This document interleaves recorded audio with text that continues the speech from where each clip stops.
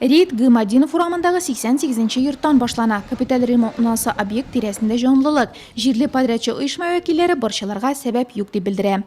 В начале мая. Капиталь ремонтны май башында башладык. Сантехника, су үткәргечләрне ясадык. Аннан түбә яптык. Йорт тирәли отмосткалар салдык, цокольны тышладык. Хәзер җылыту системасын ясыйбыз. 10 көннән ремонт тулысынча төгәлләнә.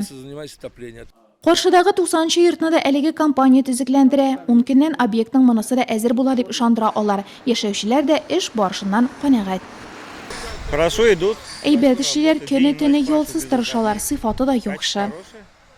Тик бар җирдә дә күренеш бер төсле түгел. Совет урамындагы 189-нчы йортта подрядчылар эшләрнең күп өлеше тәмам, электр системасын тәртипкә китерәсе дип белдерә.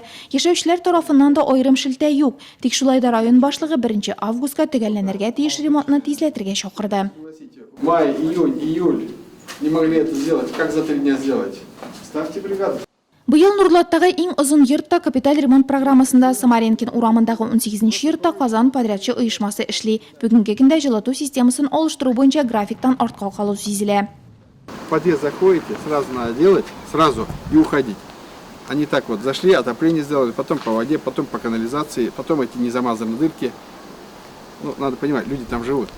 Нурлат урамындагы 33-нче, Карл Маркс урамындагы 1-нче йортның подрядчылары да алар. Бу объектларны ремонтлап куллануга тапшыру буенча да район җитәкчесенең сораулары юк түгел. Йортны матурлату белән бергә идарәче компанияләргә аның тирә-ягын төзекләндерүне дә онытмаска киңәш итте ул. Кайбер фатирларда булып яшәүчеләр белән аралашты һәм урында ук төзүчеләргә җитешсезлекләрне бетерү бурычы куйды.